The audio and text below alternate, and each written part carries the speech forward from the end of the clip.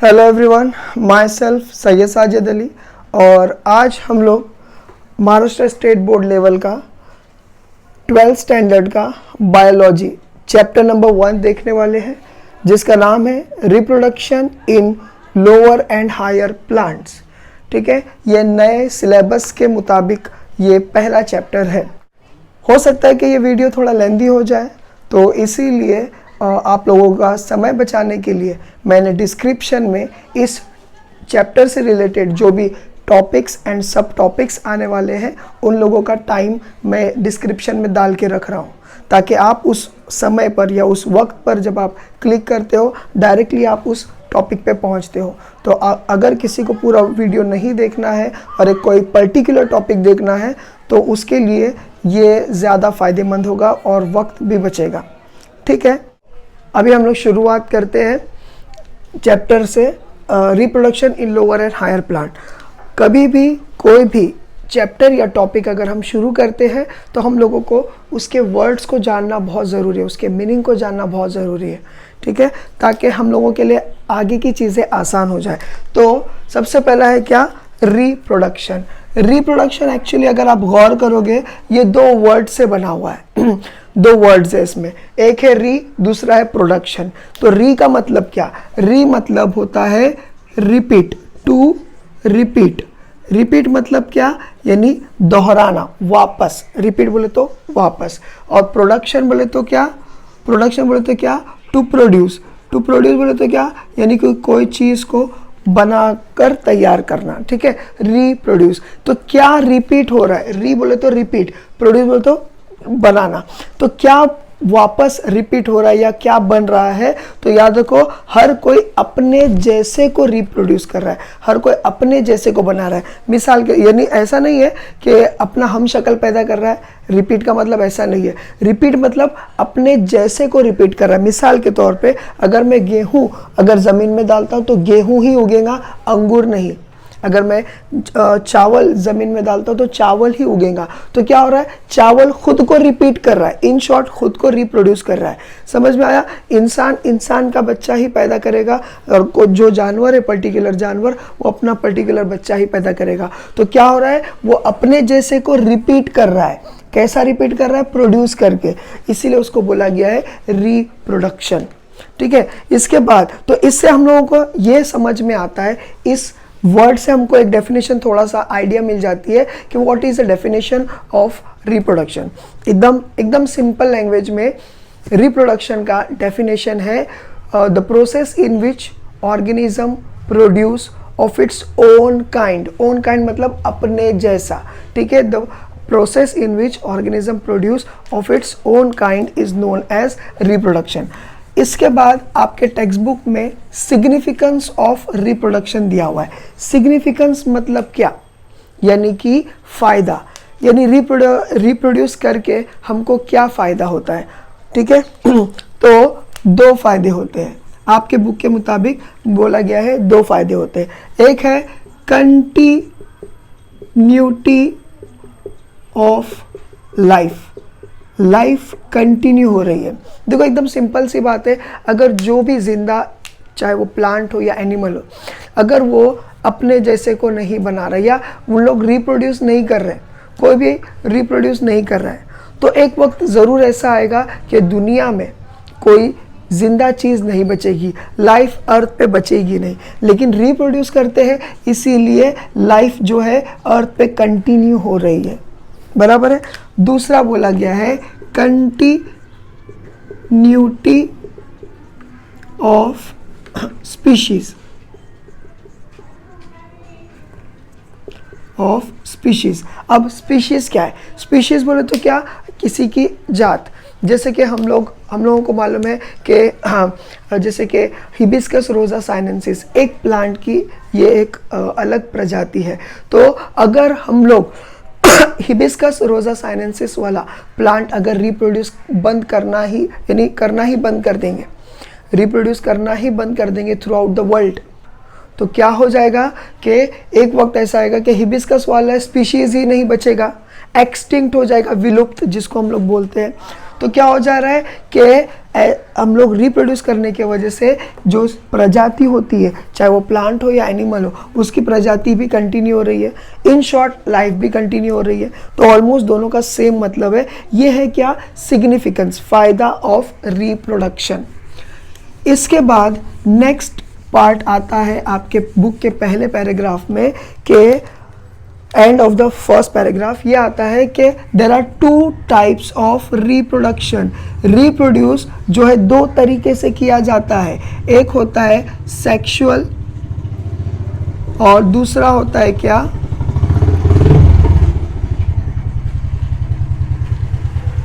Asexual.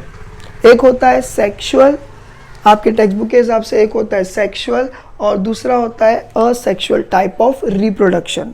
ठीक है, अब पहला हम लोग नेचुरली जो भी वर्ड आएगा उसको देखेंगे कि उसका मीनिंग क्या है। सेक्सुअल में सेक्स वर्ड का मतलब क्या, यानी कि जेंडर। तो फिर आप बोलेंगे सर जेंडर का मतलब क्या?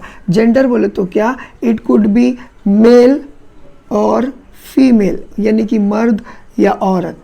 ठीक है, तो ये होता है जेंडर। आप कभी भी कोई भी फॉर्म भरते हो, एप्लीकेशन फॉर्म, उसमें सेक्स वर्ड लिखा रहता है और ऐसा लिखा रहता है M/F, मतलब क्या, जेंडर क्या है आपका, आप मेल हो या फीमेल। तो इसीलिए sex word is nothing but related to gender and gender is nothing but indication of whether you are a male और अ फीमेल। ठीक है, और असेक्सुअल, अभी देखो यहाँ पर 2 वर्ड है, एक है दूसरा है सेक्स। यानी बोले तो क्या, एब्सेंट, एक क्या है ये, एब्सेंट। असेक्स बोले तो क्या, यानी कि एब्सेंट।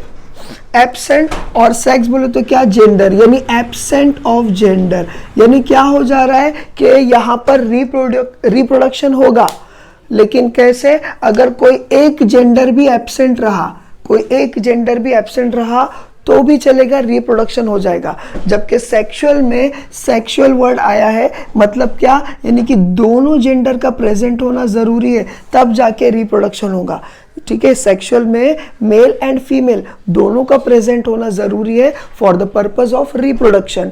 और असेक्सुअल में कोई एक जेंडर भी प्रेजेंट रहा तो भी चलेगा, रिप्रोडक्शन हो जाएगा। ठीक है, अब रिप्रोडक्शन जो है असेक्सुअल टाइप में हम लोग देखेंगे कि कैसा होता है। ठीक है, फिलहाल सेक्सुअल वाला बाद में देखते हैं, पहला असेक्सुअल टाइप देखते हैं। Significance of asexual type of reproduction मैं आपको समझाने की कोशिश करता हूँ। ठीक है, सपोज करो ये ब्लैक कलर का पेंट है मेरे पास, मैंने ब्रश लिया और इस पेंट में से ब्लैक कलर लिया और मैंने यहाँ पर लगाया। ठीक है, कौन सा कलर रहेगा ये?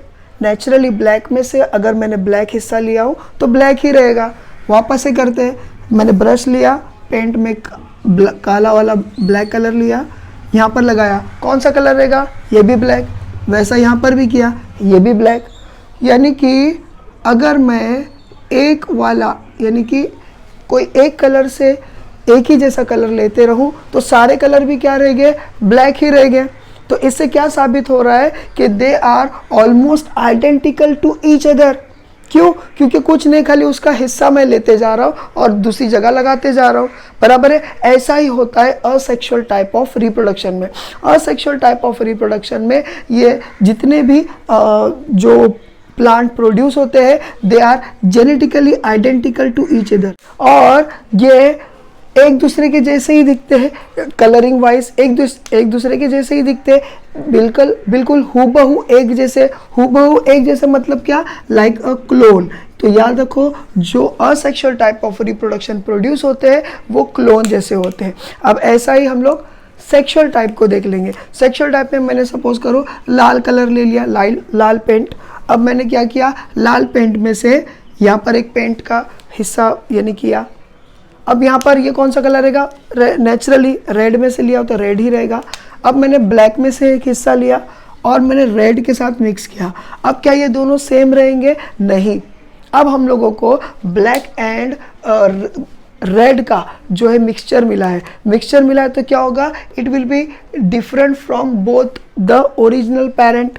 क्यों? क्योंकि यहाँ पर सेक्सुअल टाइप ऑफ रिप्रोडक्शन हुआ है, मतलब क्या, male and female gamete fuse होने के बाद ये बनता है। असेक्सुअल टाइप जो है आपकी बुक में जो है 3 टाइप से दिया हुआ है, 3 टाइप का असेक्सुअल टाइप ऑफ रिप्रोडक्शन आपके बुक में दिया हुआ है। सबसे पहला है क्या, फ्रेगमेंटेशन।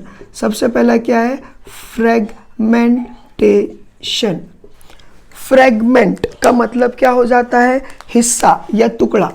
फ्रेगमेंट बोले तो क्या, अ स्मॉल पीस। पीस बोले तो क्या, एक छोटा सा टुकड़ा। मिसाल के तौर पे अगर मैं ये मार्कर कंसिडर करता हूँ और ये मार्कर को मैंने तोड़ दिया तो क्या हो गया, उसमें से एक टुकड़ा निकला। टुकड़ा मतलब फ्रेगमेंट, ठीक है। तो क्या हो जाता है, फ्रेगमेंट। तो इससे साफ तौर पे जाहिर हो रहा है कि कोई चीज़ टूटने वाली है। तो इसका एग्जाम्पल क्या दिया हुआ है, it is nothing but spirogyra. Spirogyra. Spirogyra जो है ये आपको पता है लोअर प्लांट्स में, लोअर कैटेगरी ऑफ प्लांट्स में आता है, ठीक है। और ये कुछ इस तरीके से दिखाई देता है, ये ऐसा दिखाई देता है।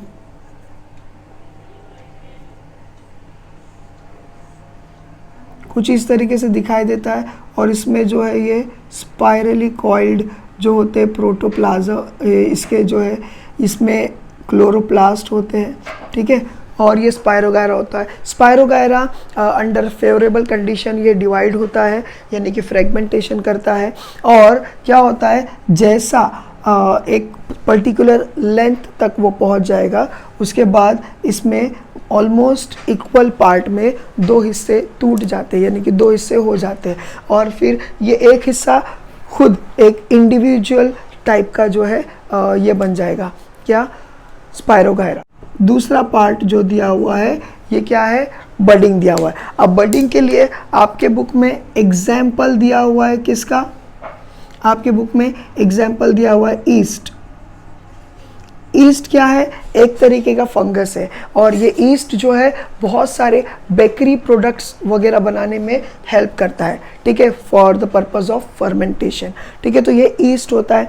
अब ये ईस्ट क्या है, एक सिंगल सेल या सिंगल सेल्यूलर ऑर्गेनिज्म है, ठीक है, यानी कि फंगस है। और जैसा ही ये अपनी साइज में अच्छा खासा इंक्रीज हो जाता है और उसकी बॉडी में बहुत सारा न्यूट्रिएंट होता है, तो अंडर फेवरेबल कंडीशन, फिलहाल आपको फेवरेबल और अनफेवरेबल कंडीशन बताना ज़रूरी है।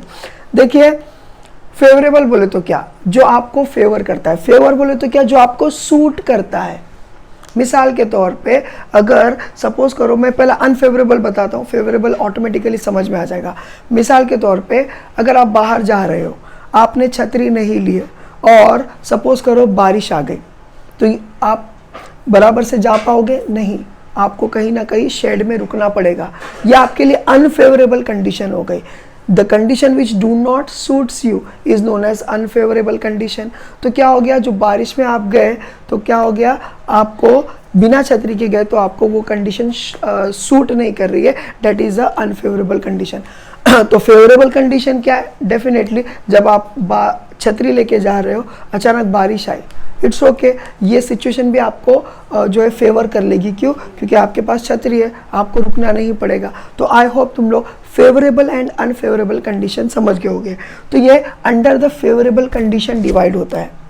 तो इसका फेवरेबल कंडीशन क्या है, it is not related to rainy season, it is related to appropriate nutrients. इसको जो खाना वगैरह बराबर से मिल गया तो ये क्या हो जाएगा, अपनी साइज़ में इंक्रीज हो जाएगा। उसके बाद हल्का सा एक बर्ड बाहर निकलेगा, समझ में आया, हल्का सा बर्ड। आप लोगों ने एक बहुत फेमस टीवी का कार्टून देखे होंगे जिसका नाम है शिनचैन। शिनचैन में अगर वो छोटा लड़का अगर कुछ गलती करता है तो उसकी माँ जो है उसको सर पे मारती है, तो एक बर्ड आता है, टेंगुला जिसको बोलते हैं, आई होप, ठीक है। तो ये क्या हो जाएगा, स्मॉल बर्ड आ जाएगा। तो ये क्या हो जाएगा, एक स्मॉल बर्ड आ जाएगा। और इसको अभी फ़िलहाल हम लोग बोलेंगे, फ़िलहाल बोलेंगे मदर सेल भी बोल सकते हैं, मदर सेल, ठीक है। अब ये बर्ड आ जाएगा। अब जैसा ये बर्ड आ जाएगा, आहिस्ता आहिस्ता इसका साइटोप्लाज्म कुछ हिस्सा, साइटोप्लाज्म का कुछ हिस्सा आहिस्ता आहिस्ता इस बर्ड में जाएगा। नेचुरली अगर आप फुग्गा ब्लो करते हो तो क्या हो जाता है, आहिस्ता आहिस्ता आपके मुंह की हवा फुग्गे में जा रही है, तो फुग्गा आहिस्ता आहिस्ता क्या कर रहा है, साइज में इंक्रीज हो रहा है। यहाँ पर भी तो यही हो रहा है, यहाँ पर क्या हो जा रहा है कि आपका यानी कि ये मदर सेल का साइटोप्लाज्म इसके अंदर जाते जा रहा है, तो क्या हो जा रहा है, इस बर्ड की साइज भी इंक्रीज होते जाएगी, इस बर्ड की साइज भी इंक्रीज होते जाएगी। और साथ ही साथ सिर्फ साइटोप्लाज्म ही नहीं, साथ ही साथ क्या होगा, ये जो न्यूक्लियस है इसके अंदर का मटेरियल, जेनेटिक मटेरियल भी यहाँ पर आहिस्ता आहिस्ता ट्रांसफ़र होना शुरू हो जाएगा। समझ में आ रहा है, बर्डिंग में ऐसा होता है। फिर उसके बाद मदर सेल को लगता है कि अभी इसके अंदर appropriate cytoplasm along with nutrients पहुंच चुका है, और जेनेटिक मटेरियल उसको जितना पहुंचना चाहिए था, आधा जेनेटिक मटेरियल मदर के पास रहेगा, आधा जेनेटिक मटेरियल उसके बच्चे के पास रहेगा, यानी कि बर्ड के पास रहेगा। तो उसको लगता है कि जेनेटिक मटेरियल भी पहुंच चुका है, तो आहिस्ते आहिस्ते क्या हो जाता है, थर्ड स्टेज में क्या हो जाता है कि ये कनेक्टिविटी दोनों की, देखो ये जो बीच में का रास्ता था ये बंद हो जाता है। जैसा बंद हो गया तो ये बर्ड जो है ज़मीन पे गिर जाता है, और ज़मीन पे गिरने के बाद अप्रोप्रिएट अगर उसको नरिशमेंट मिल गया तो ये भी आहिस्ता आहिस्ता ग्रो होकर अपनी साइज़ में इंक्रीज हो जाएगा और एक मैच्योर ईस्ट बनेगा। फिर वो भी अंडर बर्डिंग चला जाएगा आफ्टर मैच्योरिटी। तो आई होप आपको बर्डिंग इन ईस्ट समझ में आया। ठीक है, तो ये सारा स्टेजेस है, ये जो है सारे इसके स्टेजेस है, वेरी सिंपल एंड ईजी। ठीक है, अब इसके बाद नेक्स्ट जो आपके इसमें दिया हुआ है third type of asexual type of reproduction, ये जो थर्ड वाला है इसको बोला गया है स्पोर फॉर्मेशन।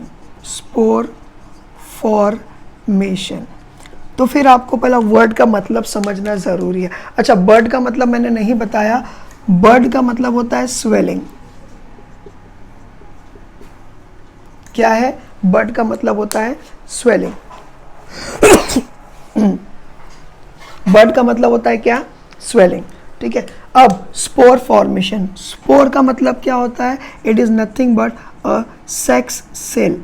तो फिर सेक्स सेल मतलब क्या, यानी वो सेल जो रिप्रोड्यूस करने में हेल्प करेगी, नया इंडिविजुअल को रिप्रोड्यूस करने में हेल्प करेंगी, उसको बोलते हैं सेक्स सेल। ठीक है, तो स्पोर फॉर्मेशन, इसमें इसने एग्जांपल दिया हुआ है आपके बुक में, एग्जांपल जो दिया हुआ है क्लेमाइडोमोनास। क्लेमाइडोमोनास इसने ये एग्जाम्पल दिया हुआ है। अभी मैं ये दोनों पार्ट रब कर देता हूँ, फर्मेंटेशन एंड बर्डिंग, और उसके बाद आपको स्पोर फॉर्मेशन विथ डायग्राम समझाने की कोशिश करता हूँ। अभी देखो क्लेमाइडोमोनास का डायग्राम कैसा है। Chlamydomonas look like somewhat this way.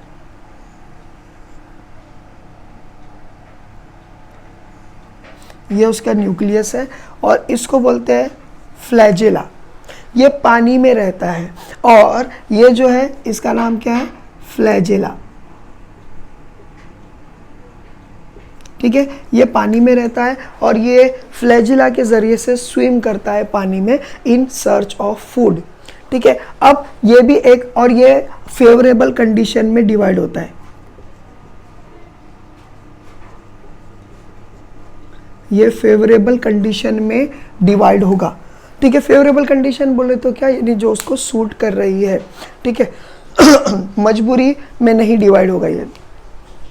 ठीक है, तो ये फेवरेबल कंडीशन में डिवाइड होता है। अब देखो कैसा डिवाइड होगा, how does spore formation take place, कैसा होता है। अब ये देखिए, सबसे पहला क्या होगा कि इसको अगर स्पोर फॉर्मेशन में जाना है, सबसे पहला क्या होगा, इसके जो है फ्लैजेला,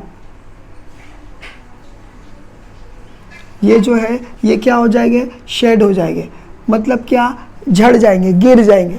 ठीक है, तो ये शेड हो जाएंगे, गिर गए, पहला पॉइंट क्लियर। इसके बाद इसका जो प्रोटोप्लाज्म है, या मैं ये बोलूँगा इसका ये जो मेम्ब्रेन है, ये जो मेम्ब्रेन दिख रहा है, तो ये आउटर मेम्ब्रेन जो है इसका, ये थिक हो जाएगा, ये क्या हो जाएगा, थिक हो जाएगा। ठीक है, तो ये जो बाहर का मेम्ब्रेन है ये थोड़ा थिक हो जाएगा।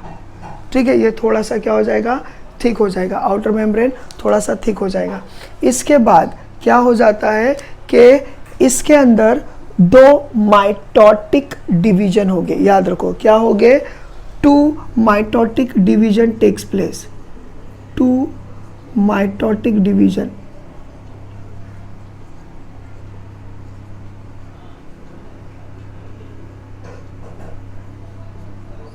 To mitotic division will take place, 2 mitotic division जो है इसके अंदर होंगे। ठीक है, अब कैसा होगा ये 2 माइटोटिक डिवीजन इसके अंदर, तो देखो पहला वाला जो होगा ये वर्टिकल होगा। ठीक है, पहला वाला जो होगा वर्टिकल, तो first mitotic division will be vertical, vertical जो है ये डिवीजन होगा, और it will result into 2 cells. तो देखो यहाँ पर 2 सेल्स बन जाएगी, एक ये सेल है, एक ये सेल है, समझ में आया, एक ये सेल है, एक ये सेल है। इसके बाद दूसरा माइटोटिक डिवीजन होगा। सेकेंड माइटोटिक डिवीजन में क्या हो जाएगा, सेकेंड डिवीजन में क्या हो जाएगा कि पहले वाले जो ये पहला डिवीजन था, फर्स्ट डिवीजन, पहले डिवीजन को 90 डिग्री एंगल पे दूसरा डिवीजन होगा, तो second division will take place at 90 degree to the first one, to first. ठीक है, पहले वाले डिवीजन को 90 डिग्री। अब एज अ रिजल्ट आप देख रहे हो 1 2 3 4 हमको सेल मिल रही है। ठीक है, तो फाइनली आउटपुट क्या होगा, हम लोगों को 4 सेल या 4 डॉटर सेल मिल जाएगी, और उसके अंदर क्या रहेगा, क्लेमाइडोमोनास छोटा वाला रहेगा। ठीक है, ये ऐसा क्लेमाइडोमोनास रहेगा। ठीक है, इन लोगों के भी फ्लैजेला रहेंगे। ठीक है, इन लोगों के भी फ्लैजेला रहेंगे। ठीक है, तो ये ऐसा रहेगा। अब याद रखो ये जब जैसा एक चीज़ मैंने बोला नहीं आपको, ये जो आउटर मेम्ब्रेन जब थिक होगा तब ये क्या कहलाएगा तब ये कहलाएगा ज़ूस्पोरेंजियम।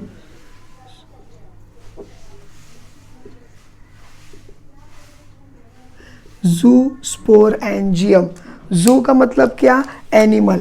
ये एनिमल क्यों बोला गया है इसे, क्योंकि animal is having a remarkable property of moving. Animal यानी as compare to plant, plant के मुकाबले एनिमल कैन मूव। प्लांट अपनी जगह पर ही रहते हैं, वो कभी इधर से उधर मूव नहीं होते, जगह चेंज नहीं करते। ठीक है, तो प्लांट जो है इमूवेबल है, लेकिन एनिमल मूव करते हैं। यस, एनिमल एक जगह से दूसरी जगह जा सकते हैं, तो ये भी अपने फ्लैजिला के हेल्प से पानी में एक जगह से दूसरी जगह जाता है इन सर्च ऑफ फूड, इसीलिए इसको जू बोला गया, यानी कि जू बोले तो एनिमल। और स्पोर बोले तो क्या, मैंने बोल चुका हूँ आपको, इसका मतलब होता है सेक्स सेल। ठीक है, क्या ये सेक्स सेल। और एंजियो या एंजियम का मतलब होता है वेसल। वेसल बोले तो क्या, वेसल, वेसल बोले तो क्या, कोई एक ऐसी चीज़ जिसमें आप कोई भी चीज़ रख सकते हो। My pocket is like a vessel. या आप एग्जाम्पल के तौर पे ले लो कि हम लोग ग्लास या कटोरी जो होती है उसको भी वेसल बोल सकते हैं। समझ में आया, तो ये हो जाता है, इसके लिए इसका नाम है ज़ूस्पोरेंजियम। ऐसा क्यों बोला गया है, क्योंकि इसके अंदर मूवेबल सेल्स बन रही है, इसके लिए जू बोला गया है। लेकिन अभी फ़िलहाल स्पोर फॉर्म में है, और ये क्या है, एक कटोरी जैसा इन लोग, यानी कि इसके अंदर उसने उनको कंटेन करके रखा है, इसलिए उसको ज़ूस्पोरेंजियम बोला गया है।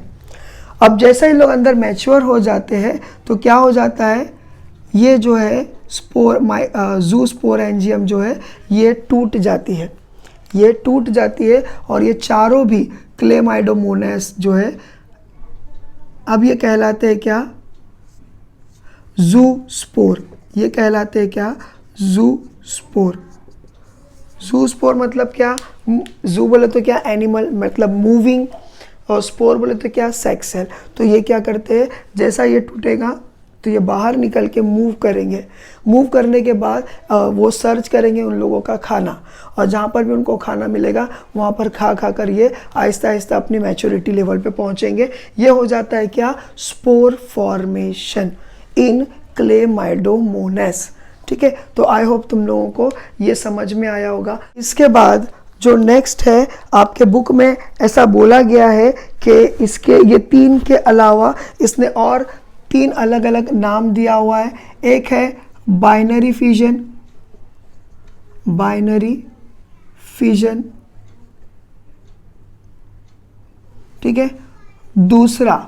दूसरा इसने जो नाम दिया हुआ है ये है क्या, कोनिडिया, कोनिडिया। और तीसरा नाम जो दिया हुआ है उसने जेम्यूल या गैम्यूल फॉर्मेशन इन स्पॉन्ज।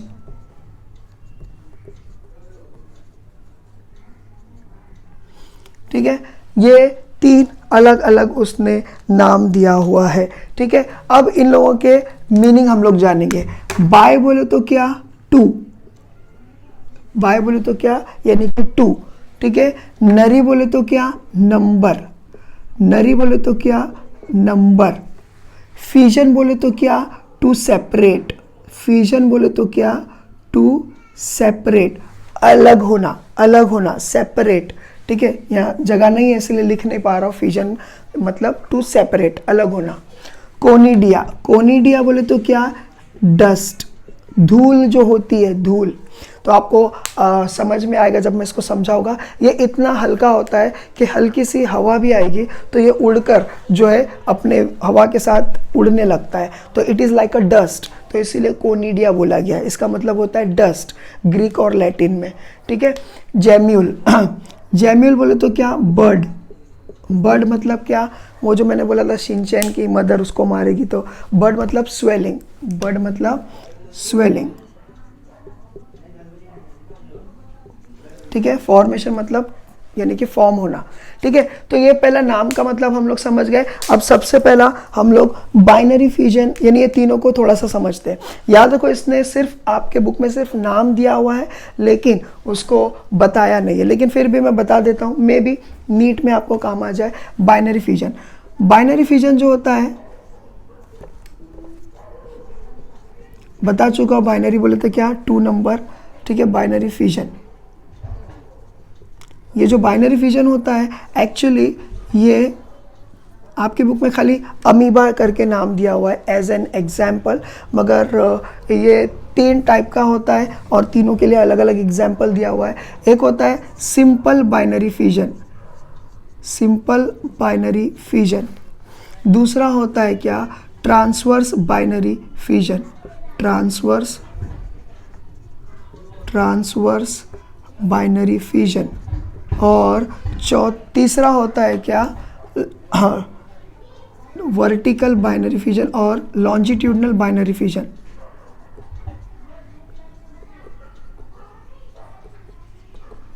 ये 3 टाइप के, तीनों के एग्जाम्पल्स अलग है। सिंपल बाइनरी फिजन का एग्जाम्पल है अमीबा,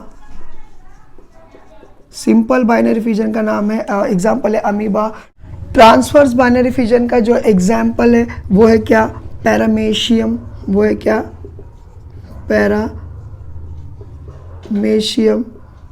और लॉन्जिट्यूडनल बाइनरी फिजन का जो एग्जाम्पल है वो है क्या, यूग्लिना, वो है क्या, यूग्लिना। ठीक है, तो ये हो जाता है बाइनरी फिजन के बारे में अलॉन्ग विद द एग्जाम्पल। अब सिंपल बाइनरी फिजन में क्या हो जाएगा, देखो अमीबा ये वर्ड का मतलब ही होता है क्या, इर्रेगुलर शेप। इसका कोई डेफिनेटिव शेप नहीं है, इसका कोई पर्टिकुलर शेप नहीं है। ठीक है, तो क्या हो जाता है अमीबा में कोई भी एंगल से ऐसा ऐसा ऐसा ऐसा कैसा भी बस एक डिवीजन हो जाता है। अभी देखो बाइनरी फिजन ये तीनों का कैसा भी होगा, चाहे वो ट्रांसवर्स हो या लॉन्जिट्यूडनल, लेकिन एक चीज़ बेसिक है। वो बेसिक चीज़ क्या है कि जब भी बाइनरी फिजन में कोई भी सेल जाती है, ये सारे सिंगल सेलुलर एनिमल है। ठीक है, कोई भी चीज़ अगर जाती है तो क्या हो जाता है, सबसे पहले ये अपने साइज़ में इंक्रीज़ हो जाते हैं, अपने साइज में इंक्रीज हो जाते हैं, उसके बाद ही बाइनरी फिजन में जाएंगे। ठीक है, हल्का सा अपने साइज में इंक्रीज हो जाते हैं, अपने सेल के और न्यूक्लियस के कंटेंट जो है सेल में, साइटोप्लाज्म में क्या होते हैं सेल ऑर्गेनेल्स, और न्यूक्लियस में क्या होता है उन लोगों का जेनेटिक मटेरियल मतलब क्रोमोसोम्स। ठीक है, तो ये सब डबल हो जाते हैं, इसीलिए उनकी साइज़ इंक्रीज़ हो जाती है ना। नेचुरली अगर कोई चीज़ में यानी कोई थैली में अगर कोई ज़्यादा चीज़ डालेंगे तो थैली की साइज़ इंक्रीज़ हो जाएगी, तो वैसा इसकी साइज़ इंक्रीज़ हो जाती है, उसके बाद they undergo binary fission.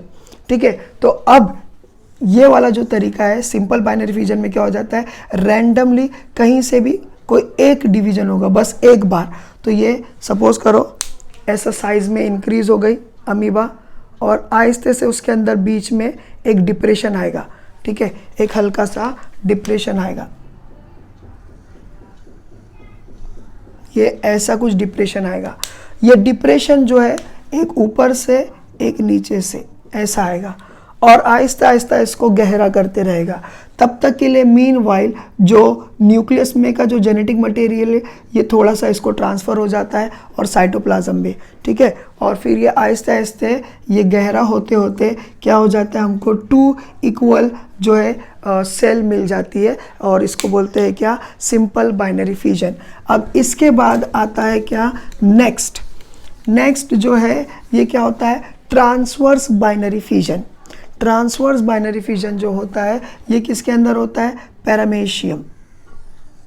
Paramecium का मतलब होता है लाइक अ चप्पल, यानी कि लाइक अ स्लीपर, ऐसा है, यानी कि स्लीपर शेप दिखाई देता है, इसको बोलते हैं क्या, पैरामेशियम। पैरामेशियम में कैसा होता है, उसमें होता है ट्रांसवर्स बाइनरी फिजन। उसके अंदर अगर आप गौर करोगे 2 न्यूक्लियस होती है, एक ऊपर और एक नीचे। तो जैसा ये ट्रांसफर्स होने वाला रहता है, ये न्यूक्लियस अपने जैसी एक न्यूक्लियस बना देगी, और ये न्यूक्लियस अपने जैसी एक न्यूक्लियस बना देगी, 4 न्यूक्लियस हो गए। और ये डिवाइड होता है, डिवाइड होगा तो क्या होगा, ऊपर का एक नीचे का एक टुकड़ा।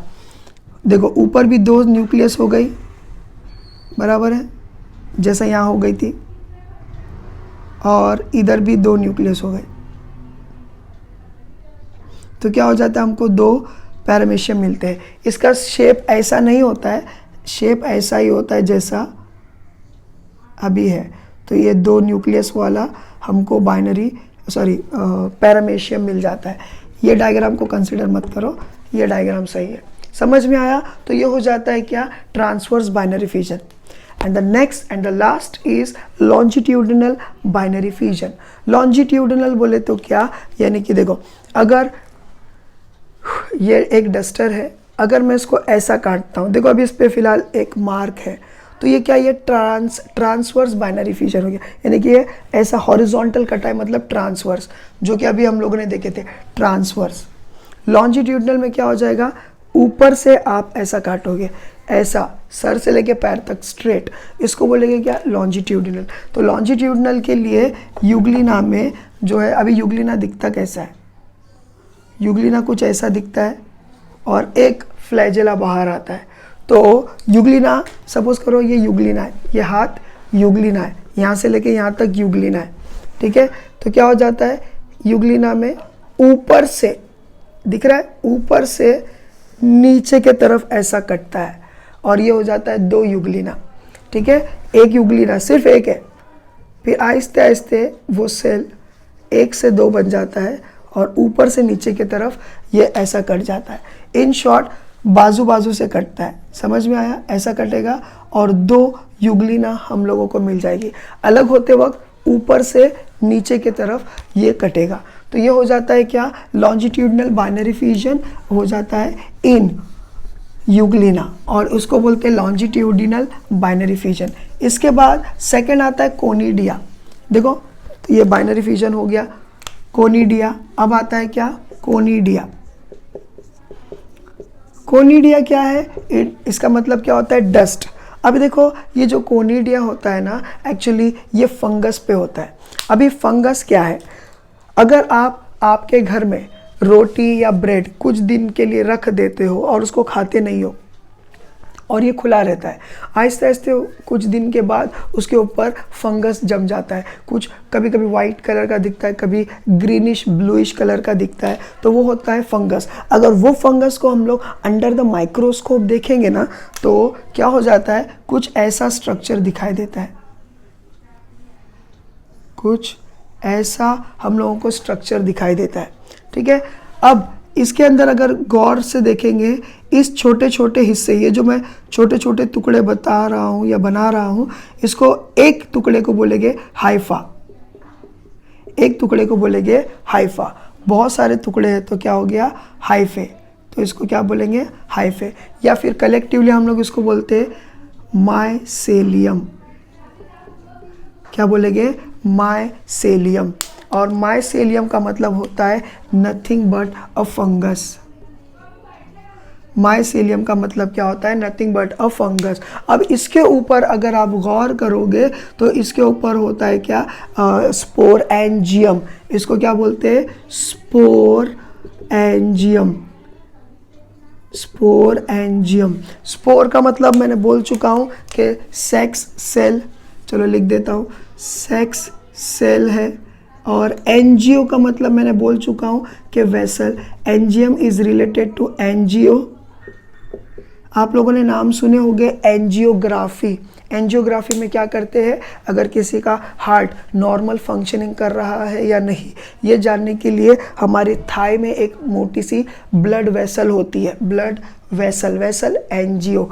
तो ब्लड वेसल में से कैमरा डाल के हमारे हार्ट के बारे में जो उन लोग एग्जामिन करते हैं। तो angio is nothing but related to vessel, तो वहाँ पर ब्लड वेसल में डालते हैं कैमरा, इसीलिए एंजियोग्राफी बोलते हैं।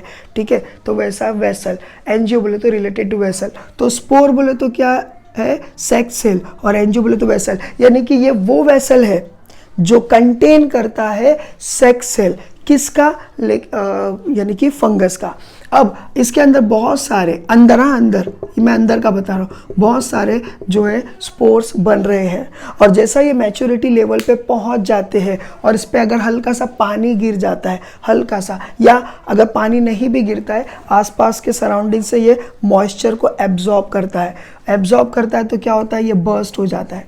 ये जैसा बर्स्ट हो जाता है तो क्या हो जाता है, यहाँ पर स्पोर्स जो है ये बाहर निकल जाते हैं। और क्या हो जाता है, फिर ज़रा सी हवा आएंगी तो ये हवा के साथ उड़ के जाएंगे। इसीलिए मैंने बोला कोनिडिया को डस्ट बोलते हैं, क्योंकि ये हवा से उड़ता है और उड़कर जाता है, और जहाँ पर भी हवा रुक जाती है वो नीचे गिरेगा। जहाँ पर भी ये नीचे गिरता है, अगर इसको अप्रोप्रिएट टेम्परेचर, अप्रोप्रिएट नरिशमेंट और अप्रोप्रिएट जो है उसको हीट मिलती है, तो ये ऑटोमेटिकली क्या करता है, अपने आप को नया फंगस बनाने में हेल्प करता है। आई होप तुम लोगों को कोनिडिया समझ में आया। इसके बाद नेक्स्ट वाला जो पार्ट है उसको बोला गया है क्या, जेम्यूल फॉर्मेशन। ये थोड़ा सा आपको समझने के लिए ध्यान देना पड़ेगा। ठीक है, जेम्यूल फॉर्मेशन, फुल फॉर्म लिख देता हूँ, जेम्यूल फॉर्मेशन। देखिए जेम्यूल फॉर्मेशन, अभी आपके इसमें एग्जाम्पल दिया हुआ है क्या, स्पॉन्ज। एग्जाम्पल क्या दिया हुआ है, स्पॉन्ज। तो मैं स्पॉन्ज को बताता हूँ। अदरवाइज जेम्यूल फॉर्मेशन जो है अमीबा में भी होता है। ठीक है, तो ये फिलहाल हम लोग जेम्यूल फॉर्मेशन इन स्पॉन्ज देख रहे हैं। अभी स्पॉन्ज क्या है, स्पॉन्ज जो है, याद रखो आप लोगों ने 10th में जो है पढ़े होंगे क्लासिफिकेशन, मेरे ख्याल से चैप्टर नंबर 5 या 6 में है, क्लासिफिकेशन ऑफ एनिमल। उसमें आप लोगों ने पढ़े होंगे कि वेरियस फाइलम्स होते हैं, जैसे कि Protozoa, Porifera, Coelenterata, Ctenophora, Platyhelminthes, Aschelminthes, Annelida, Arthropoda, और फिर उसके बाद इकाइनोडर्मेटा, और उसके बाद आता है मॉलुस्का। ये 10 जो है फाइलम्स होते हैं लोअर कैटेगरी के, जिसको हम लोग क्या बोलते हैं, यानी कि इनवर्टिब्रेट फाइलम्स। तो इसमें मैंने जो अभी 10 ये पढ़ा फाइलम, प्रोटोजोआ, पॉरीफेरा, सेकेंड वाला जो फाइलम है पॉरीफेरा, उसके अंदर ये होता है। और पॉरीफेरा मतलब क्या, पॉरीफेरा के एनिमल्स को कलेक्टिवली क्या बोलते हैं, स्पॉन्ज। और उसमें बेस्ट एग्जाम्पल उसने क्या दिया हुआ है, साइकॉन। साइकॉन या साइकन भी बोलते हैं इसको। फिर से बोल रहा हूँ, सेकेंड फाइलम जो है उसका नाम है पॉरीफेरा। Porifera, Porifera. पॉरी बोले तो क्या, स्मॉल ओपनिंग या स्मॉल बोलेंगे ना पोर्स, पोर्स, स्पोर्स नहीं, सॉरी स्पोर्स नहीं, पोर। पोर मतलब क्या, छोटे छोटे बारीक बारीक होल, जैसा हमारे स्किन पे भी बहुत सारे बारीक बारीक होल है, तो वैसा पोर। फेरा बोले तो क्या, टू हैव, यानी कि ऐसे एनिमल जिसके ऊपर बारीक बारीक होल है उसको बोलते हैं स्पॉन्ज। और स्पॉन्ज में एक एग्जाम्पल दिया हुआ है, क्या, उसका नाम है क्या, साइकन। अब साइकन का जो स्ट्रक्चर होता है कैसा, मैं आपको दिखाता हूँ। देखो कुछ ऐसा होता है,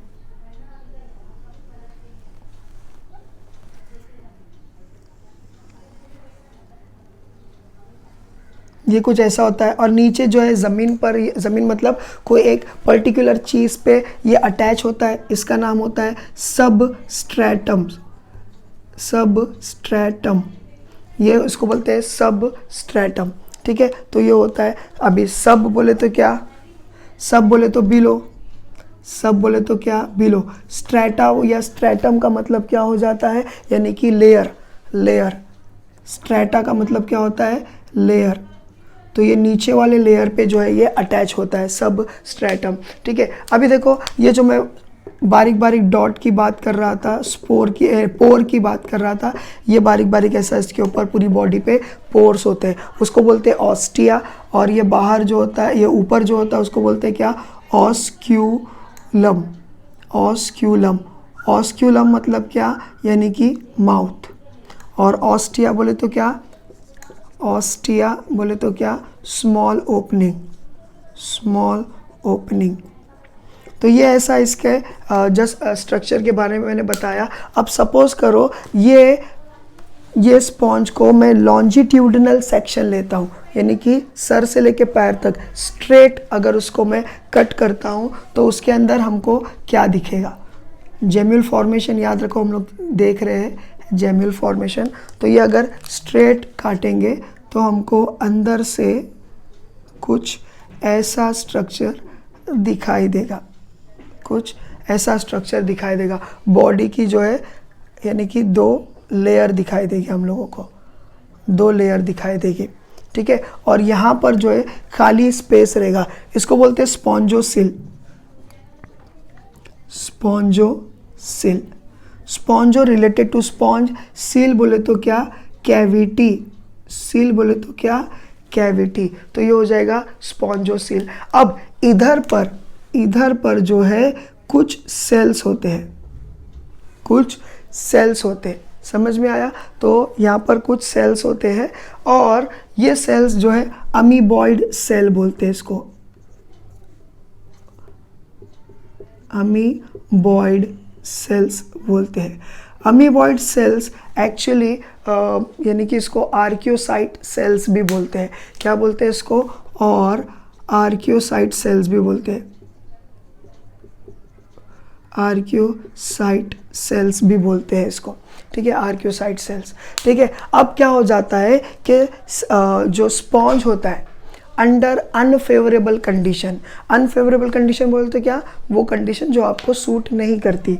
तो कैसा होता है अनफेवरेबल कंडीशन, जैसा स्पॉन्ज क्या होता है, साइकन जो है फ्रेश वाटर स्पॉन्ज है। फ्रेश वाटर बोले तो क्या, जो नेचुरली ज़मीन से निकला हुआ पानी है, ये फ्रेश वाटर में पाया जाता है स्पॉन्ज। और क्या हो जाता है कि जब सपोज करो उस पानी, वो पानी जो है सूख गया या उस पानी में पीएच कम या ज़्यादा हो गया, तो उसके लिए अनफेवरेबल कंडीशन आती है। उस वक्त वो साइकन मर सकता है या मर जाता है मोस्टली। जब मर जा रहा है तो वो मरने से पहले अपने जैसे को प्रोड्यूस करने का इंतज़ाम करके जाता है बाय फॉर्मेशन ऑफ जेम्यूल, और with the help of amoeboid cell जो है ये जेम्यूल बना देता है। और ये जेम्यूल, जेम्यूल बोले तो क्या, मैंने बोल चुका हूँ बर्ड, बर्ड बोले तो स्वेलिंग। जेम्यूल को इंटरनल बडिंग भी बोलते हैं। जेम्यूल को क्या बोलते हैं, इंटरनल बडिंग भी बोलते हैं, इंटरनल बडिंग भी बोलते हैं। ठीक है, अब मैं ये डायग्राम थोड़ा रब करता हूँ क्योंकि मुझे जेम्यूल का डायग्राम बनाना है, ठीक है। तो ये जेम्यूल फॉर्मेशन के लिए तो क्या हो जाता है, जैसा अनफेवरेबल कंडीशन आती है तो बिफोर यानी कि बिफोर इट डाइज, वो मरने से पहले क्या करता है, जेम्यूल बना देता है, ठीक है। अब जेम्यूल का अगर हम लोग डायरेक्ट यानी कि डायग्राम अगर देखते हैं तो ये कुछ इस तरीके से दिखाई देता है, ठीक है। ये डबल लेयर होता है, ये डबल लेयर होता है और इसके ऊपर जो है, इसके जो सराउंडिंग में देखो, ये इसके अंदर 2 लेयर है, 2 लेयर है, बराबर है। एक है इनर मेम्ब्रेन और एक है आउटर मेम्ब्रेन। ये होता है क्या, इनर मेम्ब्रेन और दूसरा होता है क्या, आउटर मेम्ब्रेन, आउटर मेम्ब्रेन,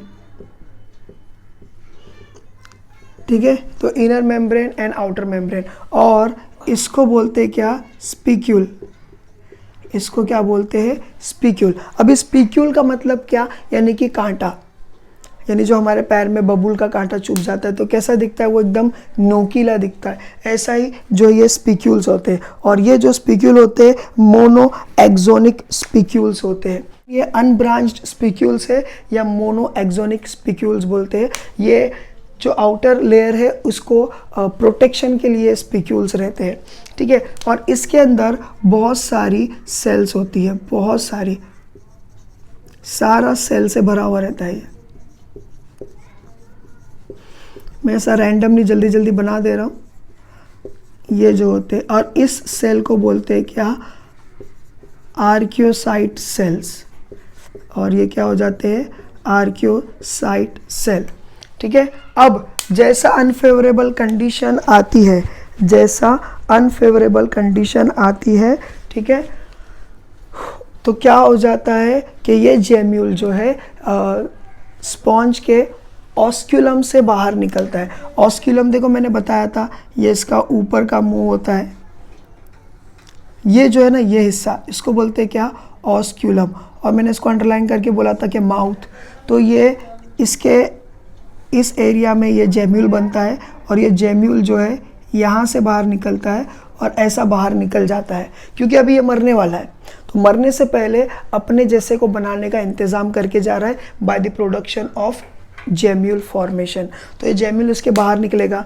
अब एक चीज़, ये जो आर्कियोसाइट सेल्स है ना, अच्छा, आर्कियोसाइट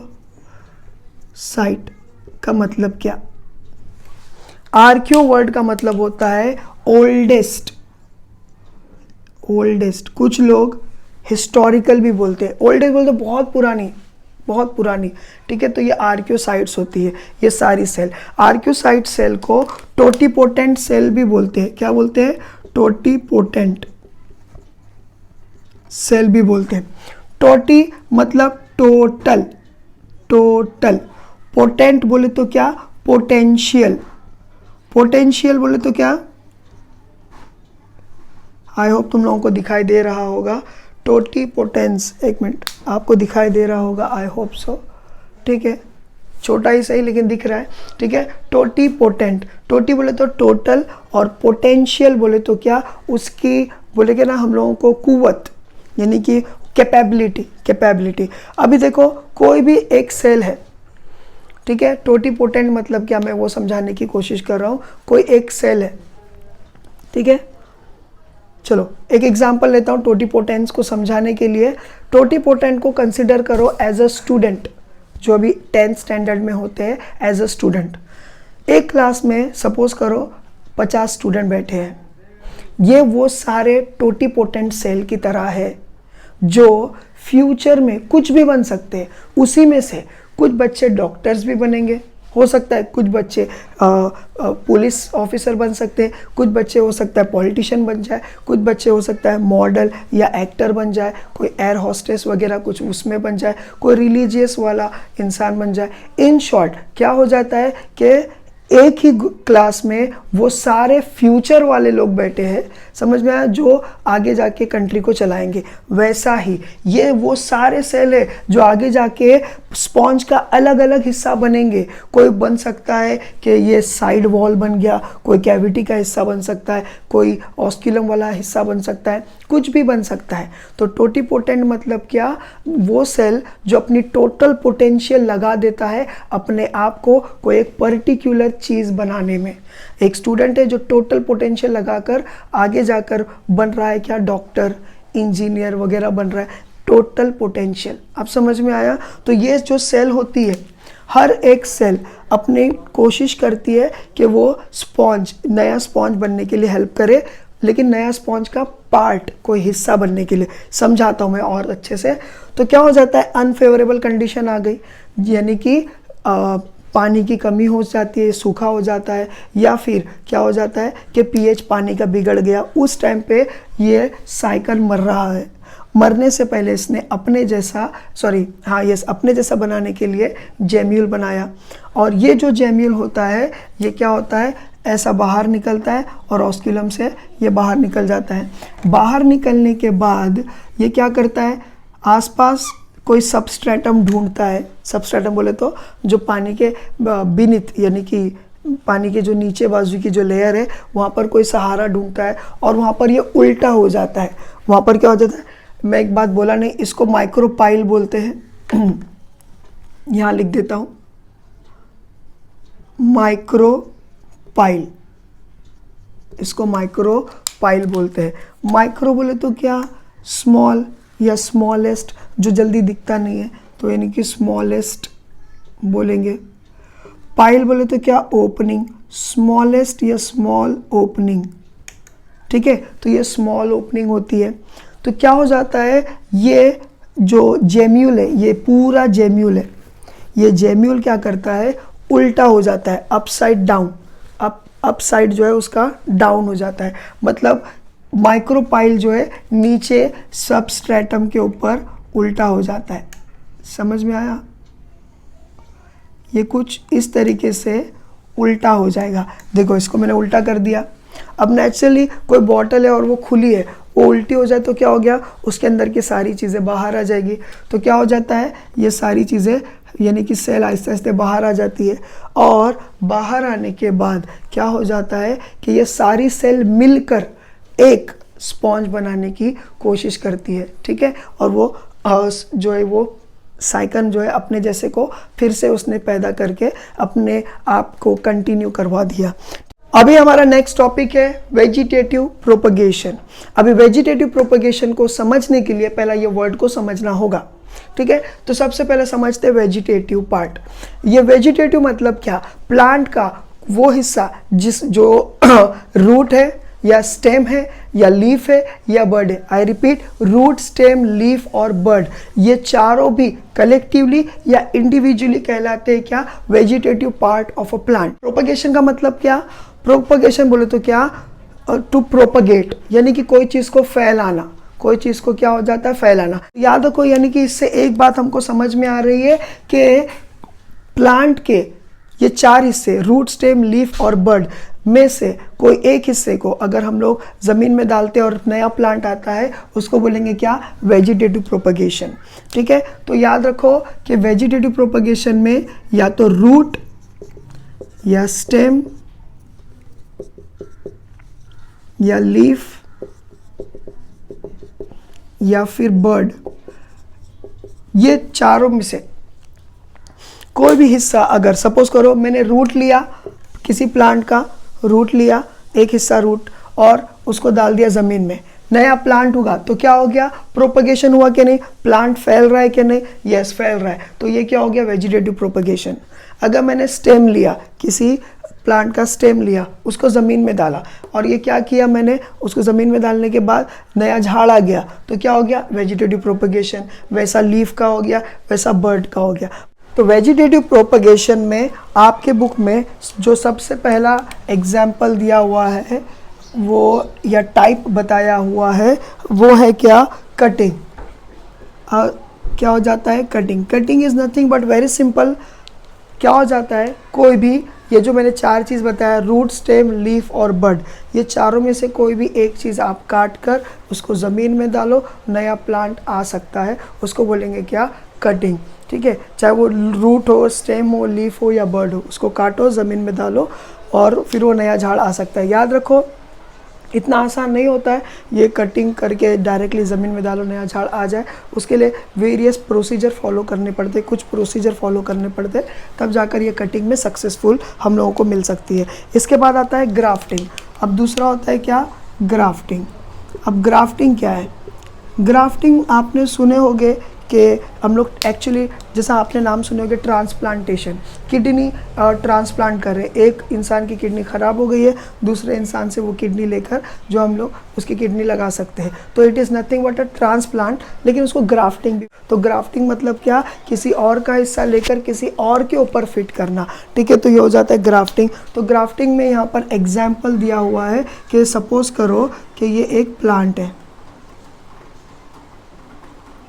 ठीक है, ये एक प्लांट है और ये प्लांट अच्छा उग रहा है। ठीक है, और दूसरा ये एक प्लांट है जो जिसके अंदर क्या हो जाता है कि इसमें जो है कीड़े लग गए, इंसेक्ट्स उसको डैमेज कर रहे हैं। तो इसको बचाने के लिए, और ये प्लांट जो है अच्छी खुशबू वाले फ्लावर्स देता है, तो इसको बचाने के लिए हम लोग क्या कर सकते हैं कि ये जो ब्रांच है इस पर अभी तक कीड़े नहीं लगे हैं। ठीक है, और इसके ऊपर एक या एक से ज़्यादा बर्ड आ चुके हैं। बर्ड बोले तो क्या? New growing part of a plant. तो ये बर्ड आ चुके हैं, तो हम लोग क्या करेंगे? इसको कट करेंगे और इसको लेकर इस पे लगा देंगे। ठीक है, अब देखो कट कैसा करते हैं, उसके लिए भी एक तरीका है। ऐसा क्रॉस सेक्शन काटते हैं, ऐसा डायरेक्ट स्ट्रेट नहीं काटेंगे, हॉरिजॉन्टल नहीं, क्रॉस काटेंगे। इसको भी कैसा काटेंगे? ये जो बर्ड वाला हिस्सा है ना, यहाँ पर एक बर्ड है, यहाँ पर एक बर्ड है, थोड़ा सा बड़ा बना दिया, तो इसको भी कैसा काटेंगे? क्रॉस काटेंगे, ताकि ये क्रॉस क्रॉस दोनों एक दूसरे पे मैच हो जाए। तो अभी हम लोग इसको इस पे लगा दिए। ठीक है, ज़रूरी नहीं कि दोनों की थिकनेस जो है साइज़ एक जैसी रहे, थोड़ी छोटी भी रही तो भी चलेगा, ग्राफ्टिंग हो जाती है। ठीक है, तो ये ऐसा हम लोग उसके ऊपर हिस्सा लगा सकते हैं। जब लगाएंगे तो इसके आसपास जो है हम लोगों को यहाँ पर कपड़ा बांधना पड़ेगा। कपड़ा बांधने के लिए क्यों? सपोर्ट के लिए। फिर उसके बाद इसको प्रॉपरली अगर हम लोग नरिशमेंट देते रहे, केयर लेते रहे और आहिस्ते आहिस्ते हम लोग को ये बर्ड में अगर ग्रोथ दिखाई दी, तो समझ जाना कि ये दोनों का, यानी ये दोनों प्लांट जो है बराबर से ग्रो कर रहे हैं या सर्वाइव कर रहे हैं। ठीक है, या एक दूसरे के साथ एडजस्ट कर चुके हैं। तो ये हो जाता है ग्राफ्टिंग। ठीक है, अभी ग्राफ्टिंग में आप देखोगे 2 डिफरेंट प्लांट को लिया गया, एक नीचे वाला हिस्सा और एक ऊपर वाला हिस्सा, दोनों अलग अलग है। ऊपर वाले हिस्से को बोलेंगे स्कायन। ठीक है, और इसका मतलब होता है शूट, और नीचे वाले हिस्से को बोलेंगे स्टॉक। नीचे वाले हिस्से को बोलेंगे क्या? स्टॉक। इसका मतलब क्या होता है? यानी कि नीचा हिस्सा, इसका मतलब स्टॉक। स्टॉक का मतलब होता है स्टिक। स्टॉक का मतलब होता है क्या? स्टिक। ठीक है, अब आप बोलेंगे सर शूट का मतलब क्या? शूट बोले तो क्या? The part of a plant which is in contact of air. याद रखो प्लांट में 2 हिस्से होते हैं, एक ऊपर का हिस्सा, एक नीचे का हिस्सा। ऊपर का हिस्सा प्लांट का हवा के कांटेक्ट में रहता है तो उसको बोलते हैं शूट, और वो हिस्सा जो ग्राउंड में रहता है उसको बोलते हैं रूट।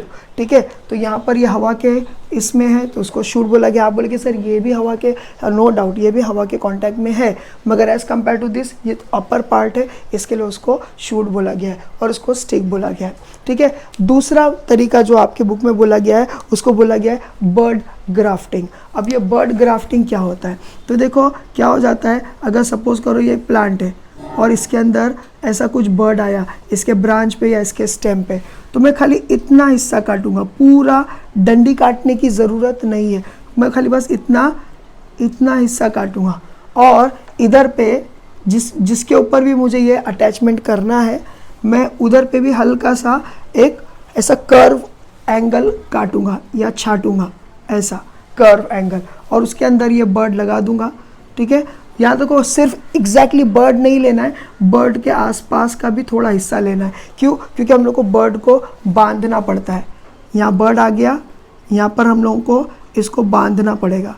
बांधने के लिए क्या करना पड़ता है, हम लोगों को बर्ड के ऊपर और नीचे के कुछ एक्स्ट्रा हिस्से भी लेने पड़ते हैं और उसको प्रॉपर केयर और नरिशमेंट देने के बाद अगर ये बर्ड में ग्रोथ दिखाई दी, समझ जाना ये दोनों प्लांट जो है ये एडजस्ट कर लिए एक दूसरे के साथ। ये होता है क्या, cutting, grafting and bud grafting.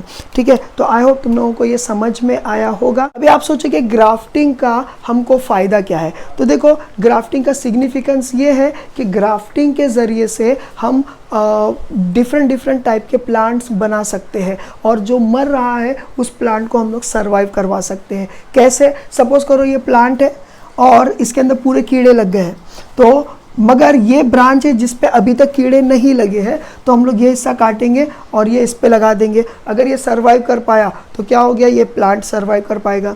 तो एक ये है कि कोई मरता हुआ प्लांट हम लोग बचा सकते हैं। दूसरा क्या है, हम लोग उसको बोलते हैं हाइब्रिडाइजेशन। अगर कोई प्लांट है और ये प्लांट है सपोज, और इसके ऊपर आते हैं क्या, रेड रोज़ आते हैं। क्या आते हैं इस पर, रेड रोज़ आते हैं। ठीक है, और ये नीचे वाला जो प्लांट है इस पे आते हैं वाइट रोज़। तो मैं क्या करूँगा, मुझे पिंक रोज़ चाहिए तो मैं वाइट रोज़ के साथ रेड रोज़ वाला जो है ग्राफ्ट कर दूंगा। ग्राफ्ट करूँगा तो इन फ्यूचर इसके ऊपर क्या हो जाएगा, पिंक रोज़ आ जाएंगे। इसको बोलते हैं क्या, हाइब्रिडाइजेशन। तो आप बोलेंगे सर हाइब्रिडाइजेशन बोले तो क्या, हाइब्रिडाइजेशन बोले तो mixing of two different character.